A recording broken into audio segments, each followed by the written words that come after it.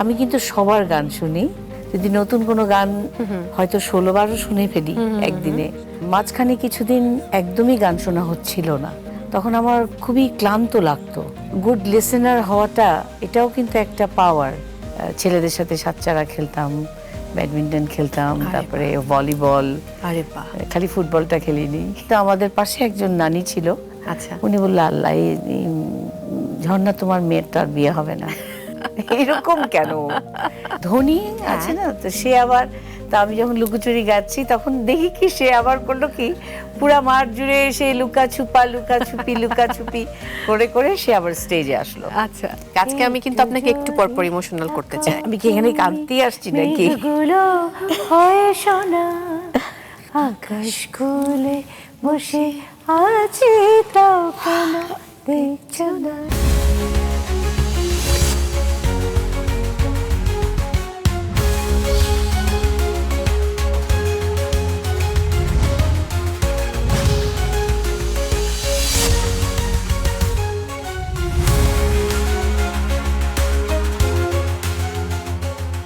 প্রিয় দর্শক, মেরিল সিরাম সোপবার নিবেদিত স্টার নাইটে আপনাদের আমন্ত্রণ জানাই আমি মৌসুমী মৌ।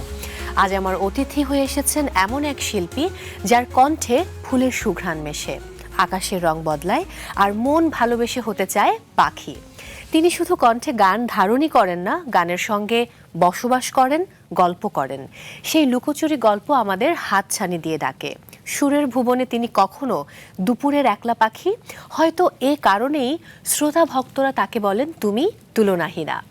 বাবা শ্রদ্ধেয় মাহমুদুন নবীকে আয়না মেনে ছোটবেলা থেকেই সুরের পথে হাঁটতে হাঁটতে তিনি তৈরি করেছেন নিজের এক অনন্য আকাশ। সেই আকাশে কখনো মন পবনের ঘুড়ি উড়ে যায়, কখনো স্বপ্ন গল্প নামে, যে গল্পের শেষ হয় না কখনো, কারণ গান শেষ হলেও তার আবেশ থেকে যায়। হ্যাঁ দর্শক, আজ আমি আমার মনের আকাশ খুলে বসে আছি তাকে দেখার জন্য, শোনার জন্য, অনুভব করার জন্য। তিনি আমাদের গর্ব, রাষ্ট্রীয় সম্মাননায় ভূষিত ফাহমিদা নবী।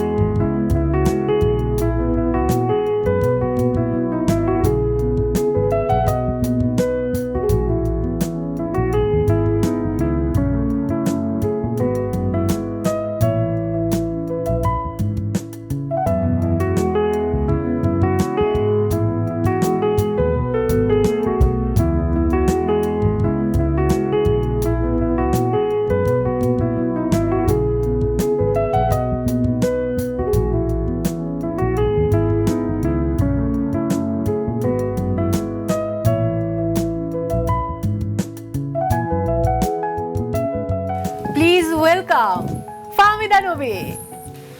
কেমন আছেন? সুখী সুখী সুখী। কতদিন পর আমি কিন্তু আপনার জন্য ফ্লাওয়ার পরে এসেছি। আর তুই আমার জন্য আনিসনি বলে আমি এখান থেকে আসার সময় এই মাছরাঙায় এসে হ্যাঁ একটা ফুল পড়লাম। আমাদের সকল ফুলই আপনার জন্য।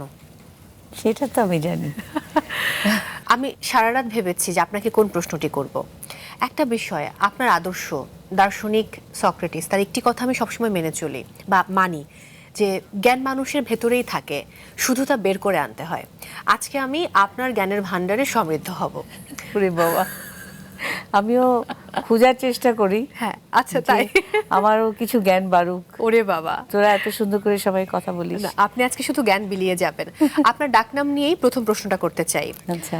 নুমা নামটি বাবা রেখেছিলেন জানি, এই নামের দুটি অর্থ রয়েছে, আপনার মুখ থেকেই সেটা শুনবো। এটা হলো, নোমা হচ্ছে একটা জাপানিজ ফুলের নাম, আর একটা হলো শান্ত সিংহ। জাপানের সুন্দর ফুলের নামে নাম। আবার অন্যদিকে কিন্তু আমরা জানি যে সুরের ভুবনে আপনি এক উজ্জ্বল ফুল। এই জন্যই কি আপনি সগর্বে সবসময় বলেন যে আপনি একজন ফুল চোর? সেই জন্য বলি না, আসলে ফুলের মতো এত সুন্দর, এত স্বাধীন, এত উড়ন্ত কে আমি হতে পারবো? কিন্তু ফুল তো সবার হতে ইচ্ছা করে। আমার ওই হতে চাওয়ার প্রজাপতিটাই ভালো। আপনি একজন আপাদমস্তক শিল্পী, শুধু সুরের শিল্পী নন।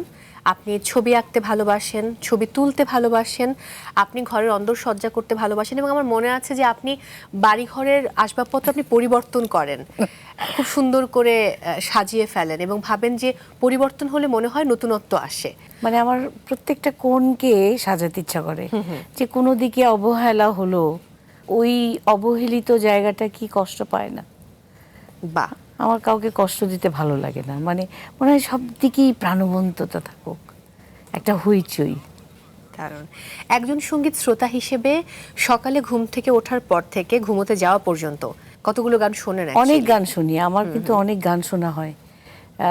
মাঝখানে কিছুদিন একদমই গান শোনা হচ্ছিল না, তখন আমার খুবই ক্লান্ত লাগতো, যে আচ্ছা আমি কি যেন একটা মিসিং, মানে ব্যস্ততার কারণে অনেক রকমের আমি আমি আমি কিন্তু সবার গান শুনি।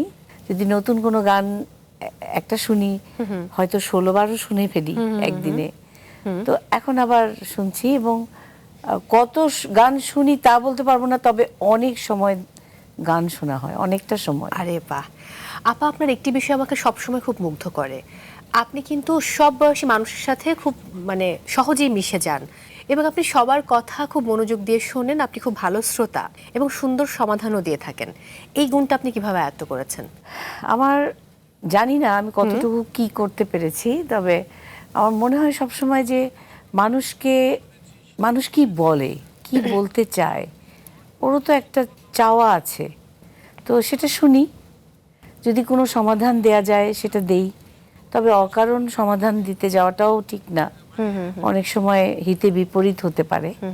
তবে আমার মনে হয় যে গুড লিসেনার হওয়াটা, এটাও কিন্তু একটা পাওয়ার। একটা কথা আছে যে তুমি যদি কোথাও যাও, এমনভাবে যাও মানুষ যেন তোমাকে দেখে কিছু শেখে, কিন্তু ফেরত আসার সময় কিছু কমতি নিয়ে ফেরো, যাতে করে তুমি নিজে সেখান থেকে কিছু শেখার বিষয় নিয়ে আসতে পারো। আরে বাহ, দুর্দান্ত। তো এই বিষয়টা আমাকে অনেক ভাবায়, যে আমি যে যাচ্ছি, ঠিক আছে আমারও তো কিছু কমতি আছে, সেটা নিয়ে যেন আমি আসলে আমাকে ঠিক করতে পারি। বাহ, সেই জন্য আসলে সবার সাথে আমি মিশি, কারণ তোদের কাছ থেকে আমার অনেক কিছু শেখার আছে। আবার আমরা মিক্স করে যখন কিছু একটা করি, তখন কিন্তু সেটা খুব সুন্দর হয়। একদম, একেবারেই তাই। আপা, ছোটবেলা থেকেই কিন্তু আপনি শিক্ষক হতে চেয়েছিলেন, পরবর্তীতে 10 বছর টানা আপনি শিক্ষকতা করেছেন। এই যে বাধা ধরার নিয়মে নিজেকে মানিয়ে নিতে গিয়ে কি কোনো বেগ পেতে হয়েছিল? যেটা ভালোবাসে মানুষ, সেটা কিন্তু আসলে যদি সত্যি করতে পারে, তাহলে সেটা তো খুব চ্যালেঞ্জিং, ওটা আরো ভালো করে করতে ইচ্ছা করে। আর ইচ্ছার বিরুদ্ধেও অনেক কিছু করি, সেটাও আমার কাছে মনে হয় যে part of struggle, part of energy, part of happiness, সব কিছুতে বানাতে হবে। একদম একদম। তো সেই জন্য আমি সবটাই আর কি চেষ্টা করি, জানি না। আচ্ছা, প্রশ্নটি আসলে এজন্যই করা আপা, আমি জানি যে আপনি ছোটবেলা থেকে টম বয় ছিলেন। একদমই। আপনি মানে নিয়ম ভাঙার গান খুব পছন্দ করতেন, আপনি ঘুরে বেড়াতেন জঙ্গলে জঙ্গলে। বেতফলের মাঝখানে হারিয়ে যাবার গল্পও কিন্তু আমার জানা। হ্যাঁ, তো সেই গল্প যদি একটু খানিকটা আজকে আবার না, share করেন। আমরা তখন এলিফ্যান্ট রোডে থাকতাম, সুবর্ণাপাড়া, মানে গোলাম মোস্তফা চাচারা, ওনারা আমার মানে সামনের দিকে থাকতাম, আমরা ওনাদের পিছনের থাকতাম। তো তখনকার দিনে ওয়ালগুলো তো ছোট ছোট ছিল, ওয়াল টপকে আরেক বাসায় যাওয়া যায়। তো সুবর্ণাপা প্রায় প্রায় দুপুরের দিকে সবাইকে ডাকতো। আচ্ছা, তো ডেকে আর কি কবিতা শুনতো, কেউ গান করলে গান, মানে যেটাই হোক, ওনার একটা দোলনা ছিল, সেই দোলনাটায় বসে বসে দুলতো আর শুনতো। তারপরে যারটা ভালো তাকে একটা করে ময়ূরের পালক দিত। হ্যাঁ। তো সেটার জন্য খুবই আকর্ষণ সুবর্ণাপার এই বিষয়টা।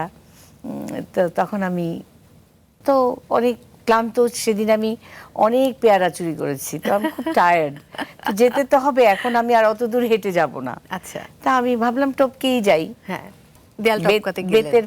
বেত ফলের পাতা অনেক বড়, এত বড়, হ্যাঁ। তো অনেক কাটা থাকে, উল্টে ছিল পাতাটা।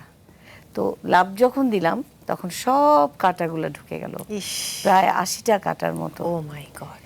সেই কাঁটা নিয়ে তারপরে আমি যখন বাড়িতে ফিরে আসলাম, তখন কি মার খেতে হয়েছিল? মার তো খেলামই আম্মা, আসলে একটু থাক বেচারা এত।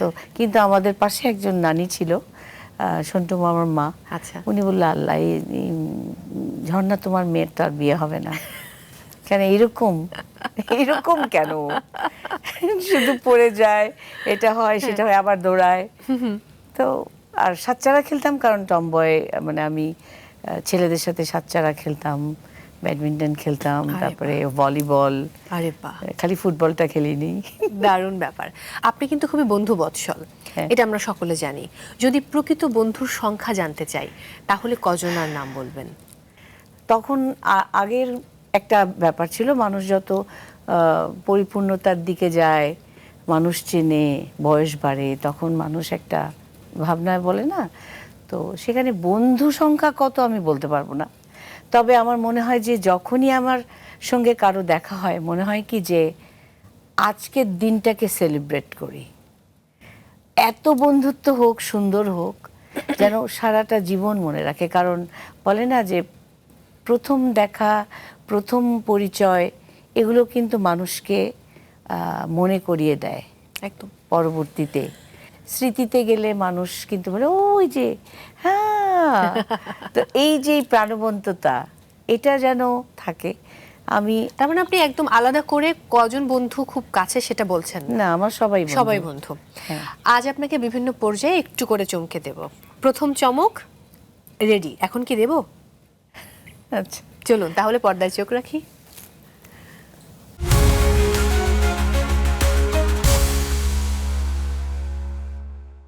ফাহমিদা নবী আমার খুব ছোটবেলার বন্ধু।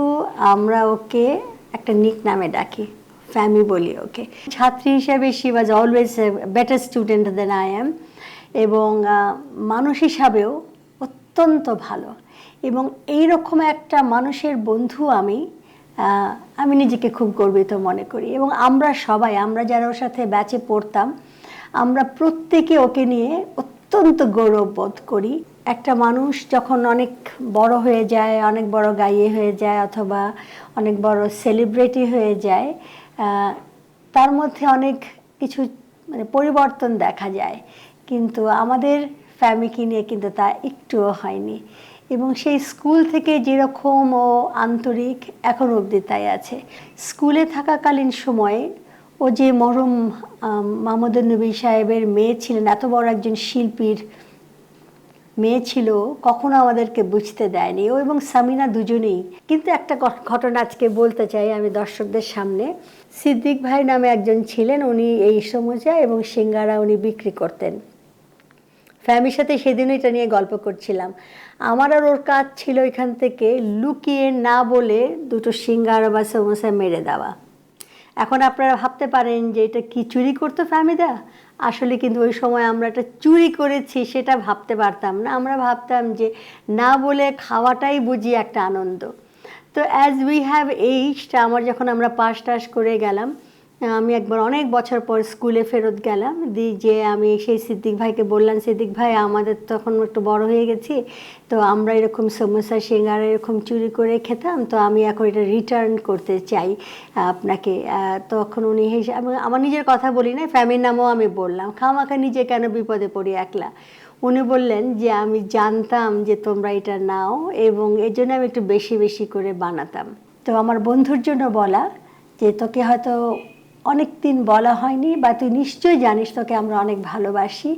এবং আজকে আবার বলতে চাই, আমরা সকলে তোকে অনেক ভালোবাসি এবং তোর সুস্থতা কামনা করি।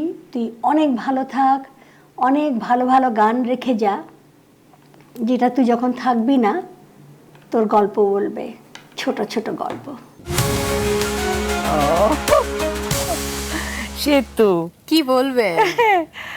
আমরা এত পাজি ছিলাম, আসলে অনেক কিছু বলেনি, আরো অনেক কিছু ছিল। ঘন্টা বাজায় দিতাম অকারণে, টুলপ আসবে, খটখট খটখট করে হিলের শব্দ হবে, সেগুলোর জন্য আমরা রেডি থাকতাম, কিন্তু শয়তানি করতাম, তারপরে শাস্তিও খেতাম। তো সে তো সাফিনা রহমান, সেও অনেক বড় একজন বিজনেস ওম্যান, আমার দোস্ত বলি আমরা। হ্যাঁ, হ্যাঁ। তো সেই ছোটবেলা থেকে এখন পর্যন্ত আমি কিন্তু এই সেতুকে দেখছি, কিন্তু আমি ওর ছোটবেলাটাই দেখতে পাচ্ছি। খুব স্বাভাবিক। হ্যাঁ, এই যে আমাদের যে এখন যোগাযোগ খুব কম হয়, কিন্তু যখনই আমরা কথা বলি আমরা কিন্তু ওইখানে চলে যাই। একদম। অনন্ত অসীম প্রেমময় তুমি গান গাবো। তারপরে ছোটবেলা আরো অনেক বন্ধু আছে। থ্যাংক ইউ সেতু, ভালো লাগলো, ভালো থাকিস তুইও। আরে বাহ, একটা ব্যাপার কি আপা আপনি খেয়াল করেছেন, আপনার জন্মদিন 4 জানুয়ারি, আর আপনি একজনকে খুব আদর্শ মানেন, শার্লি বেসি, তার জন্মদিন 8 জানুয়ারি। 8 জানুয়ারি। তাকে আপনি কতটা ধারণ করেন? Oh my god, she is my idol singer. মানে সে মুহূর্তের গান করত, মানে তার লেখা গান, তার কখনো কখনো সে তার নিজের সুরে গান গাইতো, এবং প্রত্যেকটা গানের মধ্যে না এত ডেপথ, যে প্রেমটাকে সে ভিতরে ধারণ করে ওটাকে এত সুন্দর করে সে গাচ্ছে, স্টেজে বাইরে যেখানেই গাইতো, তা মনে হতো কি যে এখন বলছে। সে যেভাবে সেটাকে ধারণ করে সেটার অনেক ডেপথ, সেটার বয়স অনেক, সেটার সময়টা অনেক, ব্যাপ্তি বহুকালের। তো এই জন্য সে আমার এত প্রিয়, এবং এত স্পষ্ট উচ্চারণ, এত ফিল। আমি ওটাকে মনে হয় কি যে আমি যখন শুনতাম না, মানে আমি একদম স্টিফ হয়ে যেতাম, এত মুগ্ধতা। বাহ, আপনি কিন্তু আরো দুজন গানের মানুষকে সারা জীবন আদর্শ মেনে গেছেন, একদম। শ্রদ্ধেয় লতা মঙ্গেশকর এবং আশা ভোসলে, এবং এমনটা বলেছেন যে ছোটবেলা থেকে আপনি তাদের গায়কই অনুসরণ করতেন। সম্প্রতি আমরা শ্রদ্ধেয় আশা ভোসলেকেও হারিয়েছি, কি বলবেন? মানে আশা লতা দুই বোন, মানে ওনারা যে আসলে কি দিয়ে গেছে, এবং কি যে আসলে ওনাদের বলতে পারবো না, আসলে একটা জাদু। আরেকজন আমার খুব প্রিয় শিল্পী আছেন বাংলাদেশের, শাহনাজ রহমতুল্লাহ। মানে তার প্রতি ওনারও শ্রদ্ধা। ভেতরের কি যেন একটা জাদু। ওনাদেরকে নিয়ে আমি আসলে কেউই আর নাই। এই ক্ষতিটা তো পূরণ হবে না, কিন্তু আসলে শরীর তো চলে যায়, কিন্তু শিল্পীর তো মৃত্যু হয় না। হয় না। আমি সেদিনই আশা ভোসলের একটা গান একটু গাইছিলাম, তো তখন যখন সে দেখলাম যে একটা গানের একটা কথাকে এত রোল করে গাইলো এবং এত কাজ, তখন আমি চিন্তা করলাম যে এটা একটা মেশিন। আল্লাহ আসলে কিভাবে পাঠালো ওনাদেরকে, না মানে। এই মুহূর্তে কিন্তু আপনার কণ্ঠে আমি একটু শ্রদ্ধেয় আশা ভোসলের কোনো গান শুনতে চাচ্ছি, আচ্ছা, যদি আপনি আপত্তি না করেন। শোনাই? হ্যাঁ, নিশ্চয়ই। বাংলাটাই শোনাই না? হ্যাঁ, নিশ্চয়ই। চোখে চোখে কথা বলো, মুখে কিছু বলো না, মন নিয়ে খেলা করো, একে ছলো না।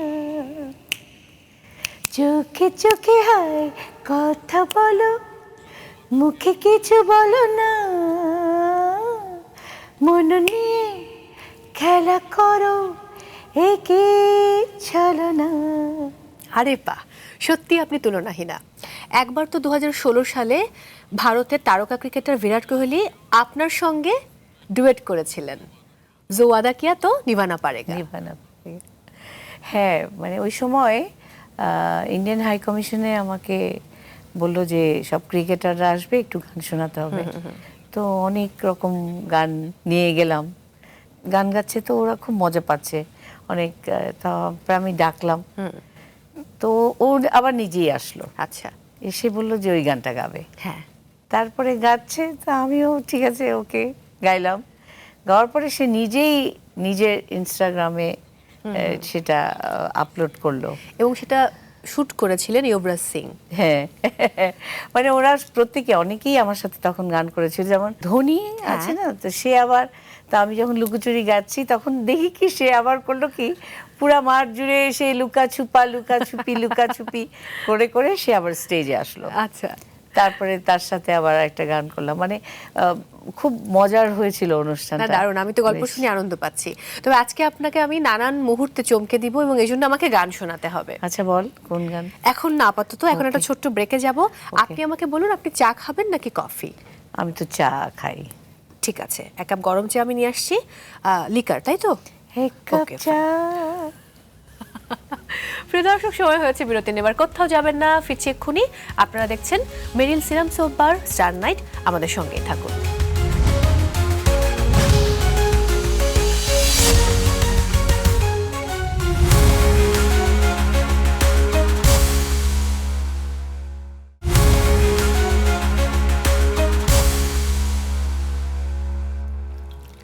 বাহ, দারুণ। গরম গরম চা, হ্যাঁ, ঘ্রাণটাই এক কাপ অন্যরকম। চা, চুমুকে অভিমান ভেঙে যায় ঝগড়া। এক কাপ চা। চা খেতে খেতে আড্ডা দেবার মজাই কিন্তু আলাদা। একদম আলাদা, বুঝছিস? সিনেমাও দেখতে ইচ্ছা করে। একদম হয়ে গেল গরম গরম গরম গরম চা। চা, দারুণ। ওয়াও।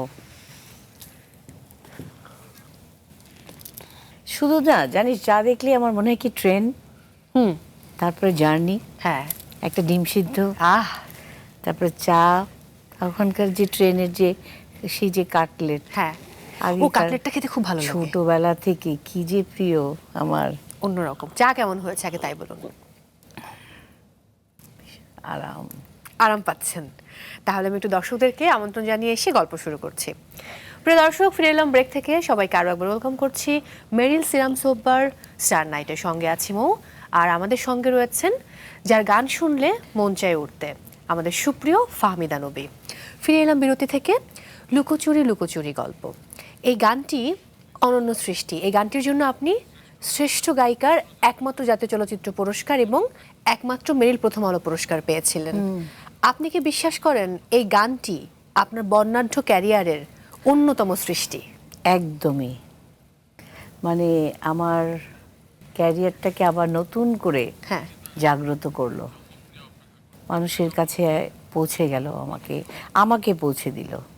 এই বিষয়টা আসলে আমরা, এই জার্নিটা মানে আমাকে এত ভাবায়, মাঝে মাঝেই ভাবি যে আসলে এক একটা সময় থাকে মানুষের, যখন সেটা তার সময়, একদম সেটাই সেই সময়টা।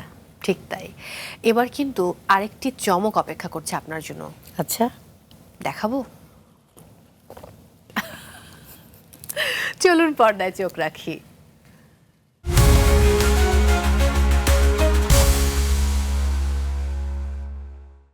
নমস্কার, আমি দেবজ্যোতি মিশ্র। আহা ছবির কথা বললে পরে মনে হয় 20টা বছর পার হয়ে গিয়েছে। কি করে হলো? এই তো সেদিন নির্ঝরের সঙ্গে, মানে এনামুল করিম নির্ঝরের সঙ্গে দেখা হলো।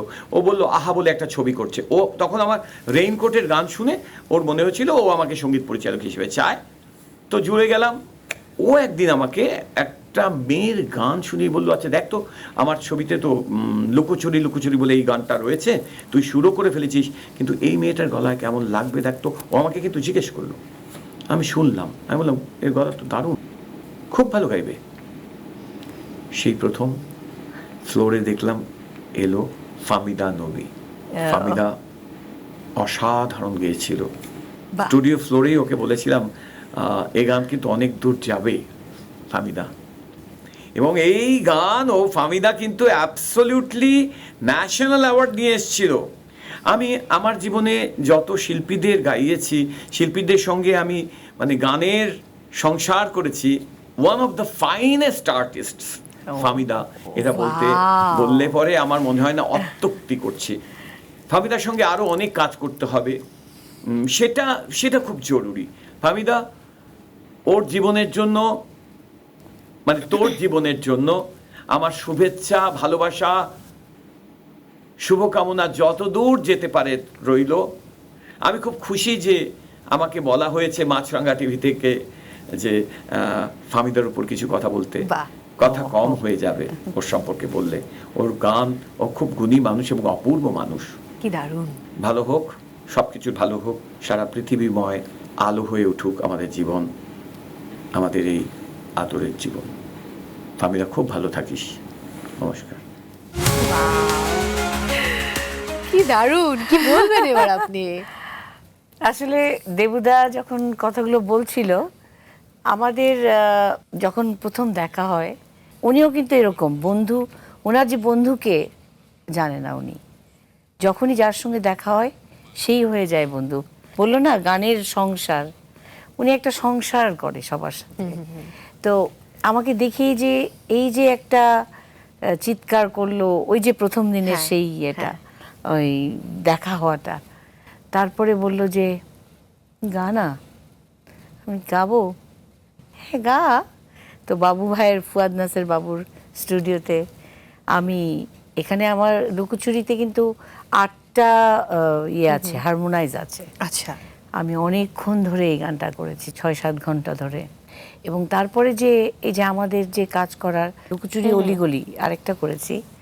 তো এই যে দেবুদা আমাকে, উনিও কিন্তু অনেক সুন্দর সুন্দর কথা বলে।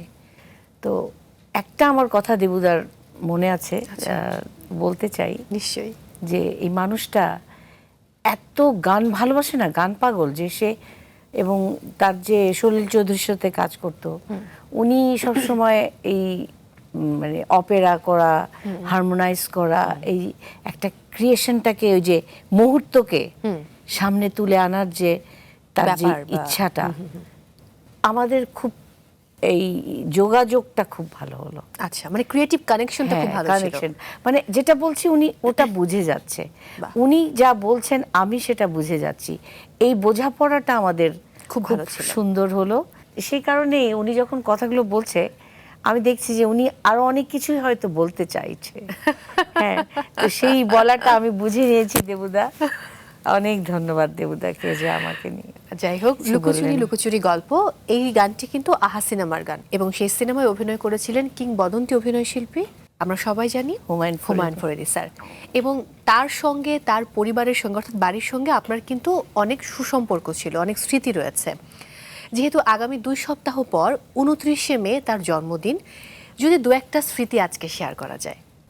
ফরিদি ভাইয়ের সাথে আমার না খুব যে দেখা হতো তা কিন্তু না, আচ্ছা, টেলিভিশনে কখনো কখনো শক্তিমান অভিনেতা চলে আসছে একজন। তো ফরিদি ভাই যখন এই ছোটবেলায় দেখতাম টিভিতে, মাঝে মাঝে দেখা হয়ে যেত, তো তখন দেখতাম যে অল্প হাসি দিত, মৃদু হাসি, ওনার কিন্তু খুব যে হাসে তা কিন্তু না। আচ্ছা, ব্যাস। তো এরকম আফজাল ভাইয়ের সাথে মানে আমরা দেখতাম বেশি, আফজাল ভাইয়ের সাথে আমাদের খুব বেশি প্রাণবন্ততা ছিল। পরবর্তীতে 2006-এ যখন এই লুকোচুরি গল্প হলো, তখনও ছবিটা রিলিজ হয়নি। আমাকে দেখলেই উনি শুধু বলে লুকোচুরি, এই এই লুকোচুরি। আমি তো প্রথমে বুঝিই না, আবার সেই টেলিভিশনেই দেখা। তো তখন আমি আবার তাকালাম, তো বলে হ্যাঁ আমি তোমাকেই বলছি। তো আমি ও আচ্ছা, বলে কি আসলে এই গানটা বোধহয় আর কেউ গাইলে এমনটা হতো না। একদম, এটা আমরা সবাই বিশ্বাস করি। তো আরেকটা জিনিস হলো যে লাস্ট ওনার যখন জন্মদিন হলো, তো আমাকে ফরিদি ভাইয়ের জন্মদিনে যেতে বললো, তো আমাকে গান গাইতে বললো, তো আমি সেলিম আলদিন স্যারের একটা গান গাইলাম। আচ্ছা। ওনাকে উনি বসে আছে স্টেজে, তো ফরিদি ভাই, সেলিম আলদিন, ওনারা তো সবাই মানে একটা জাহাঙ্গীরনগর বিশাল একটা বিশ্ববিদ্যালয়ের, গ্রুপ, হ্যাঁ, যে আসলে যারা অনেক কিছুর জন্ম দিয়েছে। একদম।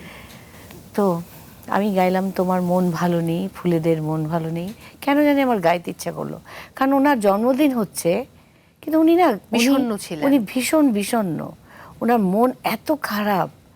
তখন আমি গাওয়ার পরে না উনি এত কেঁদে দিল, আমি জাস্ট ফরিদি ভাইকে যে এভাবে জড়ায় ধরলাম, ফরিদি ভাই আমার দিকে শুধু এভাবে তাকা, আর কিচ্ছু বলেনি। তারপরেই তো মারা গেল। তার প্রতি শ্রদ্ধা। যেহেতু আপনি এই প্রসঙ্গটি নিয়ে এলেন, শ্রদ্ধেয় সেলিম আলদিনের কথা, আমরা জানি যে শ্রদ্ধেয় হুমায়ুন ফরিদি জাহাঙ্গীরনগর বিশ্ববিদ্যালয়ের ছিলেন, সেরকমই কিন্তু শ্রদ্ধেয় সেলিম আলদিন, এবং তার লেখা গানেও আপনি মানে পারফর্ম করেছেন, আপনি গেয়েছেন। যদি একটু বলি যে আপনার জীবনে তার প্রভাব কতটা? অনেক, মানে আমি যখন ওনার এই লুকোচুরি থেকেই আমি ধন্যবাদ জানাতে চাই এনামুল করিম নির্ঝরকে, সেটা বলতেই হবে, কারণ উনি আমাকে যদি এই গানটা না দিতেন তাহলে আসলে হতো না। উনি যেমন দেবুদাকে দিয়েছিল আমার কণ্ঠটা শুনতে, তেমনি উনি দুপুরের একলা পাখি শোনার পরেই কিন্তু আমাকে এই গানটা গাইবার অনুরোধ করেন। তো ধন্যবাদ এনামুল করিম নির্ঝরকে। আর সেলিম আল দীন স্যার, উনি আমার এই গান লুকোচুরি শুনেই কিন্তু উনি আমাকে একদিন হঠাৎ করে বললেন যে ওনার গানগুলো গাইতে হবে, একটা অ্যালবাম পুরো। তো ওনার গান মানে তো অনেক কঠিন বিষয়টা, ওনার নাটকই বুঝি না আমি তখন, মানে ওনাকে বোঝাটা অনেক কঠিন, বুঝতে হবে। উনিও একজন ফিলসফার, তো ওনাকে বোঝার জন্য আমি বিশ্বাস করিনি প্রথমে। পরে উনি বলল যে না, আমি জানি এই গান শুধু তুমি আমার গাইতে পারবে। জানি না এটা কেন তবে আমার যেটা মনে হয় যে ওনার 3 বছর ধরে আমি ওনার গানগুলোকে বোঝার চেষ্টা করেছি, এবং একটা সময় আমি গিয়ে দেখলাম এই 3 বছরে উনি শিক্ষক, তো আমাকে অনেক কিছু শেখালেন। বাহ, দুর্দান্ত। আপা, আমি আজকে খুব সচেতনভাবেই চাইছি যে বিষয়গুলো নিয়ে আপনাকে সচরাচর প্রশ্ন করা হয় না বা আপনি বলেন না, কিংবা একটু কম বলা হয়, সেই বিষয়গুলোতে আলো ফেলতে। আচ্ছা, আপনি কি জানেন আপনাকে অনেক আড়ালে অনেকেই একটি নামে সম্বোধন করে, এসসি। কি এসসি? যা, আপনি এয়ার কন্ডিশনের মতো সবাইকে শীতল করেন সত্যি? আপনার সফট মেলোডিয়াস গানের মাধ্যমে, হ্যাঁ, অথবা কখনো কখনো আপনার কোমল ব্যক্তিত্বের দ্বারা। আচ্ছা। অথচ এই আপনাকে নিয়েই নাকি একবার এক চিকিৎসক বলেছিলেন যে আপনার গলা ছিঁড়ে যেতে পারে। সত্যি ছিঁড়ে যেতে পারে, কারণ ছোটবেলায় আমি এত চিৎকার করে গান করতাম, এবং তোমারই জীবনে এলো কিয়া, তোমারই জীবনে এলো কিয়া বুঝি নতুন কোন অভিশাপ, এরকম করে গাইতো না তো নাজমা জামান উনি। তো ছোটবেলায় আমরা তখন টিভিতে দেখতাম, আমি গানটা খুব জোরে জোরে গাইতাম। আচ্ছা, তখন আমার গলাও টালা বসে যাওয়ার, এই যে গাছে চুরি করা, অ্যালার্জি হয়ে যাওয়া, তারপরে কি ঠান্ডা পানি, মানে এত দুষ্ট, আম্মা তো অস্থির, যে সময় এত ভালো আর আমি এত এরকম। তো চোর হিসাবে ফুল চোর, আম চোর, পেয়ারা চোর, আচ্ছা যাই হোক, তার মধ্যে এই গান গাওয়া চিৎকার করে করে। তারপরে ডাক্তার শওকত ডাক্তার, উনি কিন্তু লাকি ফার্মেসি, উনি কিন্তু নাটকও করতেন। ও ওয়াও। বলল যে নবী ভাই, আপনার মেয়ে তো, একজন বলল বিয়ে হবে না, একজন বলল যে ওর তো কোনোদিন গান গাইতে পারবে না, ও ছিঁড়ে যাবে, ওর এত ঠান্ডা লেগে যায়, এত বনে বাদারে ঘুরলে ও কীভাবে গান করবে। তো এই আর কি কাহিনী। যে পরে তো দেখলাম যে আসলে যে যেটা ভালোবাসে না, তাকে আসলে সেটা টেনেই নিয়ে যায় সেদিকে। একেবারেই তাই। আপনাকে একসময় বাংলাদেশের প্রথম নারী পপস্টার হিসেবে দেখতে চেয়েছিলেন নগরবাউল জেমস। হ্যাঁ, তার সুরে আপনি 1988 সালে আপনার প্রথম অ্যালবামে মানে কণ্ঠ দিয়েছিলেন, যা আজও মুক্তি পায়নি। জেমসের সঙ্গে সেই সময় যদি বন্ধুত্বটা আজকে একটু শেয়ার করতে বলি। তখন আসিফ ইকবাল, আসলে আমি আসিফ ইকবালের কথাই বলবো, আমার বাসায় নিয়ে আসলো। ও তখন বললো যে নুমাপা, আপনার একটা অ্যালবাম করব। জেমস তখন মানে, তো ও ছোট, তারপরে ওকে দেখলাম তো ব্যান্ডে মানে গান করে, তো আমি ভাবলাম আমাকে কেন, তো যাই হোক করব একটু ডিফারেন্ট টাইপের গান। গানের নাম নির্বাসন, গানের নাম ম্যানিলা, সোনালী বিকেল, আর অনেক অনেক রকমের গান। বন্ধু, তো প্রথম গানটা ছিল বন্ধু, আচ্ছা, তোমাকে বিদায়, আসিফের লেখা। তো ভয়েস দিয়ে আসলাম, অনেক টেরা বেকাই একটা গান, মানে অন্যরকম, মানে নিচে থেকে একেবারে উপরে চলে যেতে হচ্ছে অনেক কিছু। আরে বাহ। তো গাওয়ার পরে ও তখন তো টেলিফোন মানে ইয়ে নাই, বললো যে বাংলাদেশে যদি কেউ আসলে পপস্টার মানে ব্যান্ডের গান করতে পারে তাহলে হচ্ছে এই ফাহমিদা। বাহ। তো তারপরে আমরা সব গান করলাম, প্রায় 12টা গান। ওকে। তারপরে স্কুলটা ছিঁড়ে গেল, অ্যালবামটা হলো না, মানে বের হলো না। এরপর অ্যালবামটা বের হলো না। আমি শুনেছি যে অ্যালবামটা বের না হওয়ার পেছনে কোনো মানুষের বা কোনো নারী শিল্পীর হাত কিংবা ঈর্ষা জড়িয়ে রয়েছে, এটা কি সত্যি? সেটা আমি বলতে পারবো না, বাট আমি শুধু এটুকুই জানি স্পুলটা ছিঁড়ে গেল। কেন ছিঁড়ে গেল তা তো জানি না। সেটা আমি বলতে পারবো আমি কি না। সেই অপ্রকাশিত অ্যালবামের কোনো গানের লাইন হতে পারে যদি আচ্ছা। একটু গেয়ে শোনান আজকে? একটা গান আছে সোনালী বিকেল, ওটা শোনা একটু। শিওর। সোনালী বিকেলে সেই রংধনুটা দেখে আমি বিভোর হলাম, হৃদয়ে আমার আজ প্রকৃতির সুখ, আমি খুঁজে পেতে চাই সেই নীল বেদনা, কি লাভ রেখে অভিমানী কান্না, আমি ভুলেছি সুখের দুটি চোখ। ওয়াও, অসাধারণ। আপনাকে তো ধন্যবাদ জানাই, সেই সাথে নগরবাউল জেমসকেও ধন্যবাদ এরকম অসাধারণ সুর করার জন্য। হ্যাঁ, অনেকগুলো সুন্দর সুন্দর গান। যদি অ্যালবামটা মুক্তি পেত। যাই হোক, পরবর্তীতে শ্রদ্ধেয় নকিব খান আপনার পরবর্তী প্রথম অ্যালবাম তিনি সুর করেছিলেন। হ্যাঁ। নকিব খানের কোন স্মৃতি যদি আজকে শেয়ার করতে বলি? নকিবের সাথে তো অনেক স্মৃতি আসলে। নকিবের তখন সেই সময় অনেক সুন্দর সুন্দর গান করছে, তো আমি তখন অনেকগুলো অফার পেলাম অ্যালবাম করবার জন্য। তো তখন নকিব আসলো, এবং নকিব যেহেতু কেমন যেন একটা বলে না যে আধুনিক বাংলা গান, সেটার একটা ছোঁয়া আছে। তো আমি তখন নকিবের সাথে প্রথম আমার তুমি তুলনাহীনা অ্যালবামের কাজটা শুরু করলাম। 12টা গান করলাম, এবং তখন আমরা যখন রেকর্ডিংয়ে যেতাম, সবচেয়ে ইন্টারেস্টিং হলো আমার মেয়ে আনমল। হ্যাঁ। তখন হচ্ছে ওর কত বছর বয়স? 5 মাস। অনেক ছোট। হ্যাঁ, তো তখন ওকে কোলে নিয়ে আমি একটা গান করেছিলাম, সখী কি করে বলি, কি করে আরে বলি, আসিফের লেখা। আচ্ছা। আনমল মানে এত লক্ষ্মী একটা মেয়ে, চুপ করেছিল, একটা কোনো কথা বলেনি। দুর্দান্ত। আমি কোলে নিয়ে এভাবে, মানে ও আমার কোলেই থাকবে, আচ্ছা। ওইটা নিয়েই তারপরে নকিব তখন ওটাও বাবু ভাই স্টুডিওতে বসতো তখন, মানে ফুয়াদ নাসির বাবু, কি করবা তাহলে কোলে নিয়েই গাও গানটা। তারপরে নকিব তাড়াতাড়ি ওকে নিয়ে এটা দিচ্ছে সেটা দিচ্ছে। তো আর আপনি গান করছেন। হ্যাঁ, আমি গান করছি। মানে এই যে একটা পরিবার, এই যে একটা আমাদের ইন্ডাস্ট্রি একটা পরিবার, কিন্তু আমরা একদম। অনেক কিছু দেখে দেখে মানে আমাদের একটা সুন্দর সময় কেটেছে। এই জন্য বলি যে স্মৃতি কাতরতা মানুষ কেন ভুলতে পারে না, আসলে থাকে কেন? স্মৃতি বড় বেদনা। স্মৃতি কাতরতায় থাকে, বড় বেদনা না, স্মৃতি আসলে যেটা মনে থাকে সেটা সুখেরই, আমি বলবো। আচ্ছা। এই যে এখন সুখী হলাম। আপনি যে খুব ইতিবাচক মানুষ, এই জন্য এমনটা বললেন। যাই হোক, প্রয়াত ব্যান্ড তারকা শ্রদ্ধেয় আয়ুব বাচ্চুর সঙ্গেও কিন্তু আপনার অনেক স্মৃতি হ্যাঁ, রয়েছে, হ্যাঁ, তার সাথে অনেক। আপনি কাজ করেছেন। হ্যাঁ, হ্যাঁ। দু একটা গল্প যদি আজকে জানতে চাই। বাচ্চু ভাই আমাকে, আমি একটা জিনিস বাচ্চু ভাইয়ের দেখতাম, যে যখনই কোনো গান রিলিজ হতো সবাইকেই বলতো, আমাকেও বলতো। আমার যেমন তুমি কে সেই তুমি গানটা, খুব এই পছন্দের আমার। গানটা খুব পছন্দ বাচ্চু ভাইয়ের।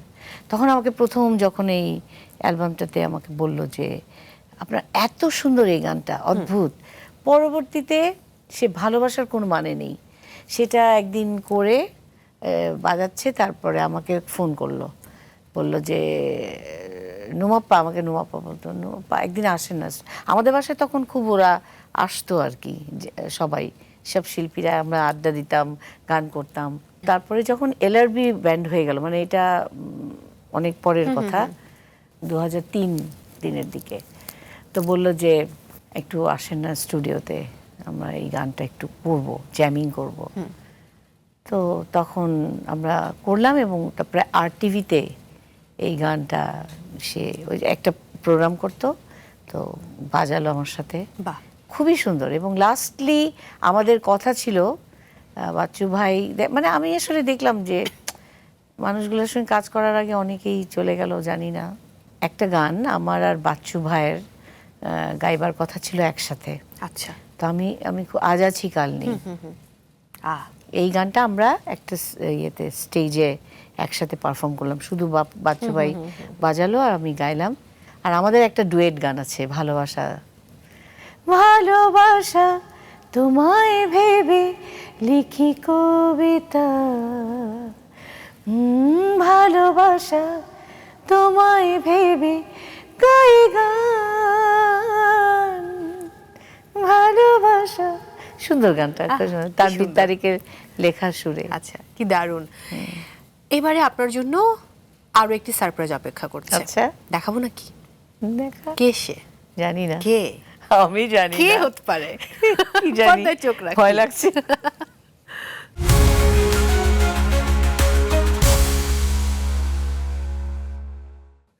আমাদের সবার প্রিয় মা সঙ্গীতের নক্ষত্র বাড়ি থেকে উঠে আসা এক উজ্জ্বল নক্ষত্রের নাম। আপনার মতন একজন গুণী মানুষ, গুণী শিল্পীকে নিয়ে কিছু বলতে পারা আমার জন্য অনেক ভাগ্যের ব্যাপার।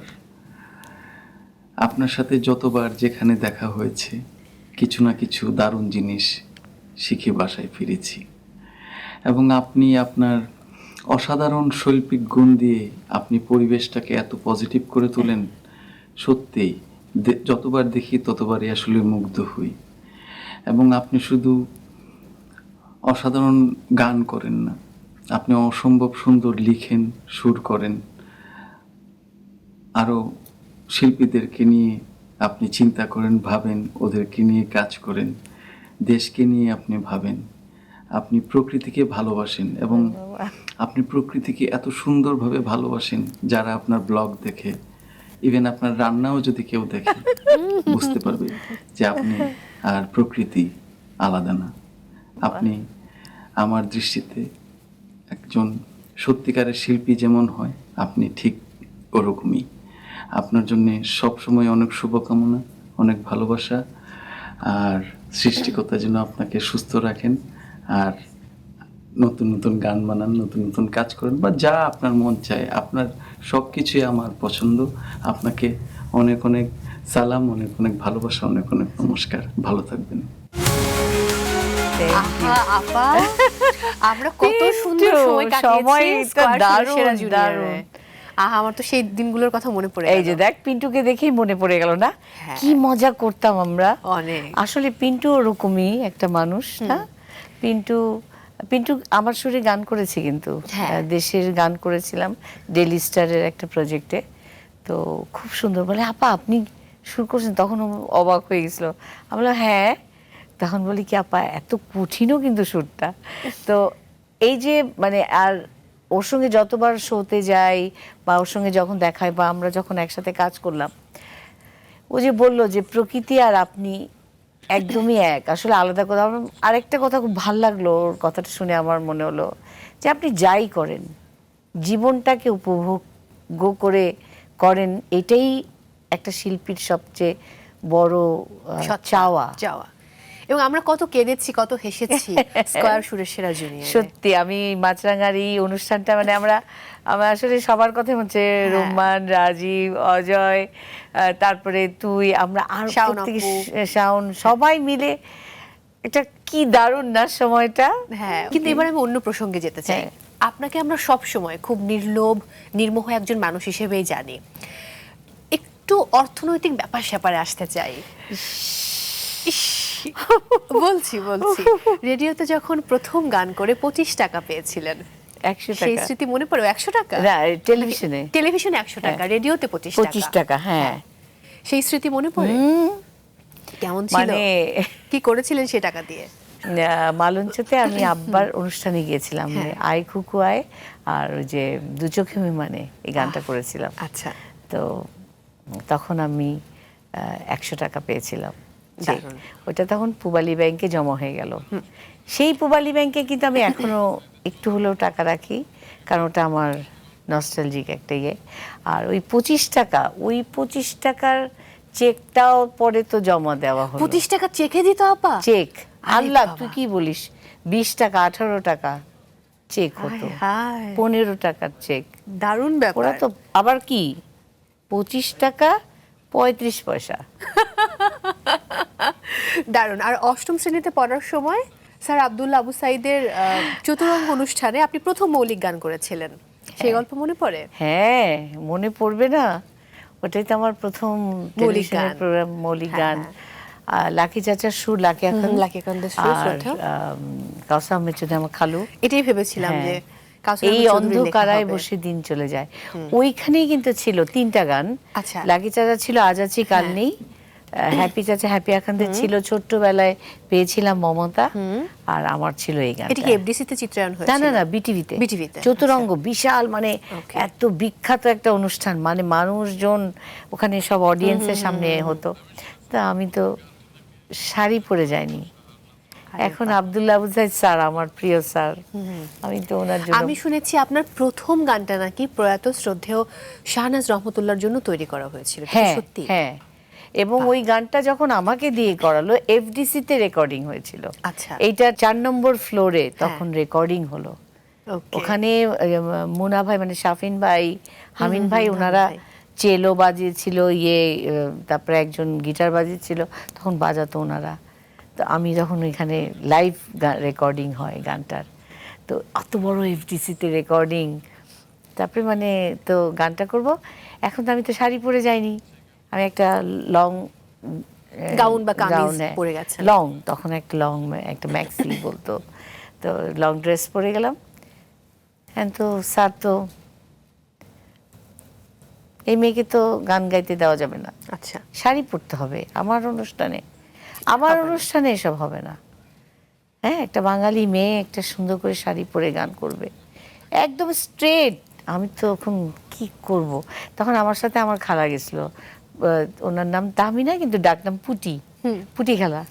তো পুটি খালা পরে গেল শাড়ি, ভাগ্যিস সেদিন শাড়ি পরেছিল। আচ্ছা, পুটিখালা শাড়ি আপনি পরে নিলেন? হ্যাঁ, তারপরে চেঞ্জ করলাম, হ্যাঁ। করে তারপরে গানটা করলাম, এই অন্ধকারায় বসে দিন চলে যায়, আচ্ছা। তোমায় ভেবে ভেবে। তা আমি তখন থেকে দেখি মানুষ আমাকে খালি দুঃখের গান দেয়। দুঃখের গানই মানুষ বেশি শোনে আপা, কিন্তু এখন আমি অন্য গল্পে যাব, বাবার গল্পে। আপনার বাবা গানের জগতের কিংবদন্তি, যাকে সবাই এক নামে চেনে। বাবা যখন টিএসসিতে প্রথম আপনার গানের সঙ্গে হারমোনিয়াম বাজিয়েছিলেন, ছোটবেলায় যখন আমি বৈশাখী ঝড়ে আমকুড়োতে যেতাম ছুটে সোনা দিঘির পারে, সেই থাকতো গানটি সাথে মনে পড়ে? রুনু ঝুনু খেলার সাথীরা। এটা আব্বার সুরে এই আমাদেরকে গানটা তুলে আমি দিল। এখন একটু শুনতে চাই। ছোট্টবেলায় যখন আমি বৈশাখী ঝড়ে আমকুড়াতে যেতাম ছুটে সোনা দিঘির পারে, থাকতো সাথে রুনু ঝুনু খেলার সাথীরা, থাকতো সাথে রুনু ঝুনু খেলার সাথীরা। দারুণ দারুণ খুব দারুণ। সুন্দর। তোমার বুকে বাংলা মাগো নেই যে তারা আজ। আরে বাহ। এই এরকম আর কি, একটা দেশের গান, মানে আবার ছোটবেলার একটা গান। দারুণ। এবার কি তাহলে সারপ্রাইজ দেব সারপ্রাইজ নাকি বিরতি নেব? তুই তো খালি সারপ্রাইজ দিয়েই যাচ্ছিস। আচ্ছা, একটু বিরতি নিয়ে আসি। আচ্ছা। প্রিয় দর্শক, সময় হয়েছে বিরতি নেবার। আপনারা দেখছেন মেরিল সিরাম সোপবার নিবেদিত স্টার নাইট। ফিরছি এক্ষুনি, সাথেই থাকুন।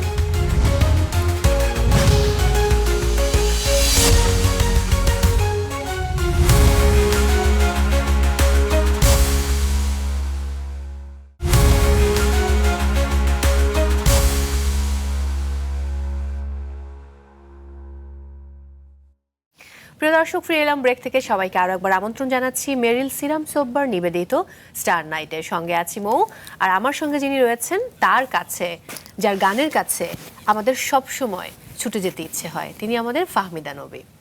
ফিরে এলাম বিরতি থেকে। আপনার ভক্তদের কিন্তু আপনাকে নিয়ে বেশ অভিমান, অভিযোগ রয়েছে, তাই না? সেটা কি আপনি জানেন? না না, বলছি কেন? কারণ আপনি মাস্টার্সের পর বিয়ে করে প্রায় 1 যুগ বিরতি নিয়েছিলেন ও, গানের জগৎ থেকে। সেজন্য কি আফসোস হয়? ওই যে বললাম না, সময়ের সাথে সাথে আমার চিন্তার জগৎটায় আরেকটা ভাবনা এসে হাজির হলো। তখন তো আসলে ভাবতাম যে কি হলো, এখন ভাবি যা হলো ভালোই হলো। বাহ। কারণ ওই সময় যদি ওই স্ট্রাগলগুলো না দেখতাম, আজকে হয়তো আমি জানতাম না জীবন কত কঠিন হতে পারে, জীবন কঠিন হলে কিভাবে বের হতে হয় সেটা আমি ফিনিক্সের মতো। জানতাম না। কিন্তু আমি যে গানে ফিরে আসতে পারবো আবার, এটা কিন্তু একটা মিরাকেল ব্যাপারটা। তো হ্যাঁ, অভিমান সবাই অনেক, আমি গান করতে পারতাম না, আমার খুব কষ্ট হতো তখন। মানে আমার এই কষ্টটা আসলে কারণ আমি তো গান পাগল একটা মানুষ। ভীষণ রকম। হ্যাঁ, মানে আমার গানই সব, মানে গান, মানে সেটা আমি করতে পারছি না। কিন্তু এই যে মেনে নেওয়া, তারপরে তখনই তো আবার স্কুলে, এই জন্য আমি আচ্ছা ঠিক আছে ওরা গান করুক, সুমা পঞ্চম গান করুক, আমি গান করতে পারছি না, এটাও কিন্তু মেনে নিলাম। কিন্তু আমার খুব ভেতর থেকে, আমি ভিতরে ভিতরে গান করতাম। আমি কাজ করতে করতে নিজে নিজে লিখলাম, বেসিনে থালা বাসন ধুচ্ছিলাম, ভুলে যাও অতীতের সব কথা, যাও ভুলে যাও, নতুনের ডাকে তুমি দাও সাড়া দাও। আমি কাজ করতে করতেই গানটার সুর করেছি, লিখেছি মনে মনে, তাড়াতাড়ি করে আবার লিখে ফেলতাম, এগুলো করতাম আর কি। কিন্তু এটা কিন্তু খুব আসলেই জানো, আমার এখন যেটা মনে হয় যে যে মানুষটাকে যে কারণের জন্য সঙ্গী করা হয়, তো সেই কাজটাই যদি বন্ধ করে দেয়া হয়, তাহলে এ সঙ্গীর মানে কি, এ সঙ্গের মানে কি, এই সম্পর্কের উদাহরণ কি হতে পারে? দিন শেষে তো মানুষের ছোট্ট একটা জীবন, এ জীবনে এত বাধা কেন?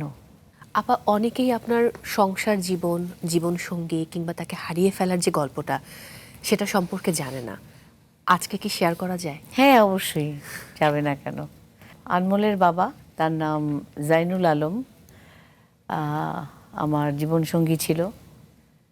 2011-তে উনি চলে গেলেন। তার প্রতি শ্রদ্ধা। তো হঠাৎ করেই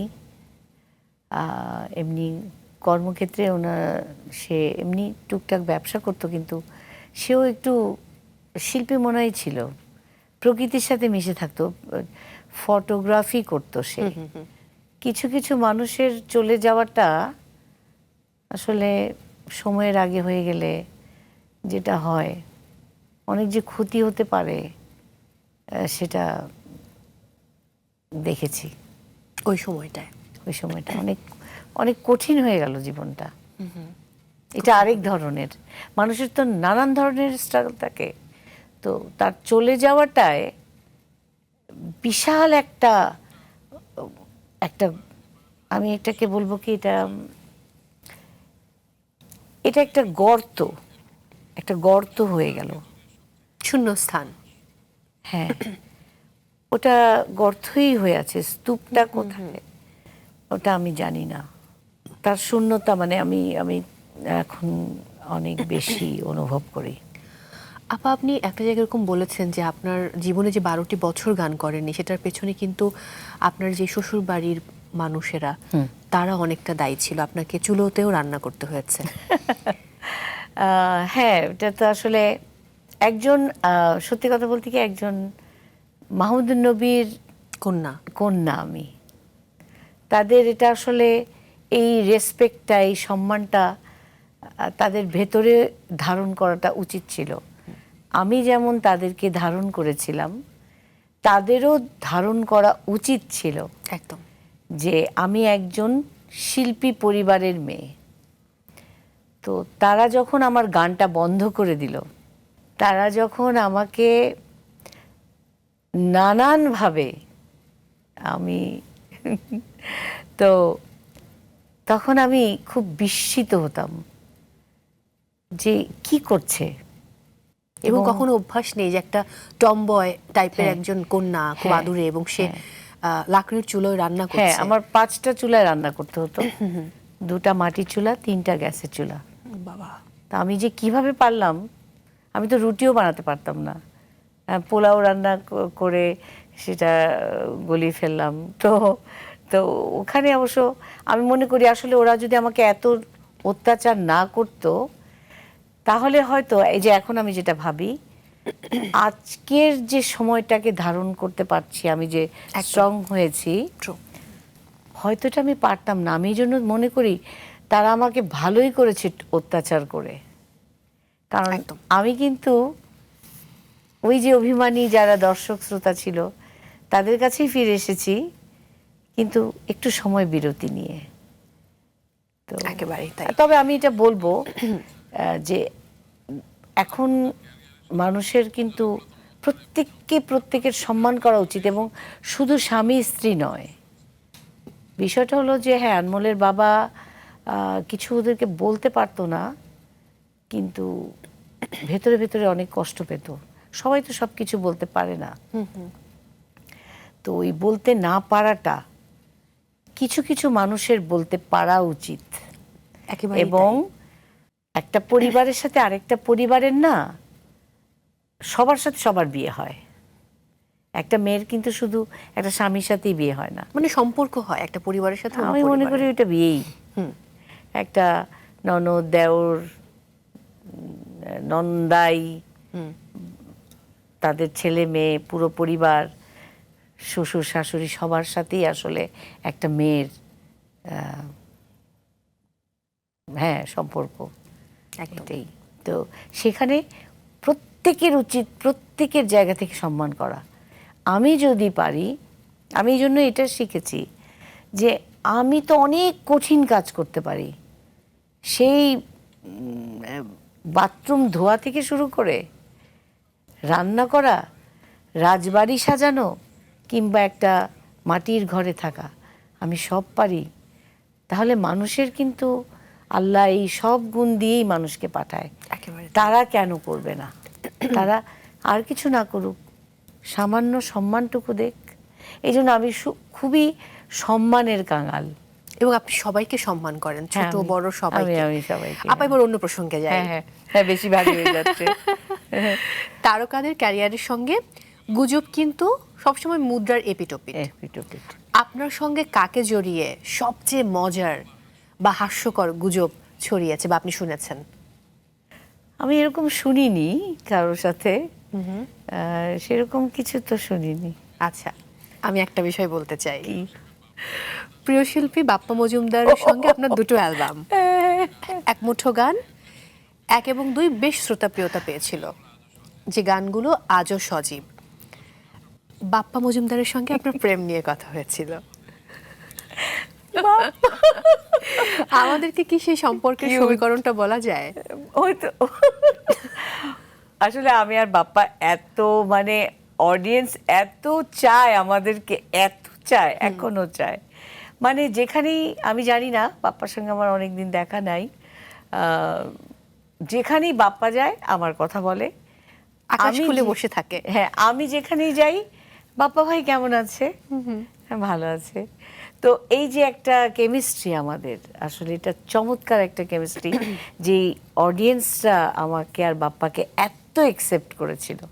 তো অনেক প্রবলেম হয়ে যেত সবার, সবাই ভাবতো কি যে ওর সাথে আমার বোধহয় কিছু একটা সম্পর্ক, কিন্তু আসলে যে বাপ্পা আমাকে ওর হারিয়ে যাওয়া বোনের জায়গাটা দিয়েছে, বাহ। তো সেটা তো আসলে মানুষ বিশ্বাস করতে পারে না।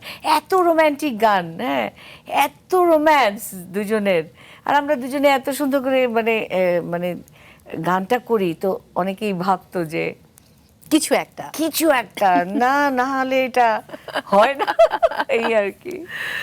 ওকে, এখন আরেকটি সারপ্রাইজ অপেক্ষা করছে। আচ্ছা আচ্ছা, লেটস হ্যাভ আ লুক।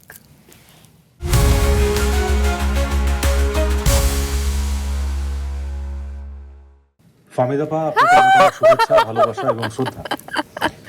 অনেক অনেক চমৎকার গান আপনার কাছ থেকে আমরা পেয়েছি। আরো অনেক দিন আপনার কাছ থেকে গান আমরা চাই। অনেক সুন্দর সুন্দর গান করুন এবং সুস্থ থাকুন, ভালো থাকুন, এবং আশা করি আমরা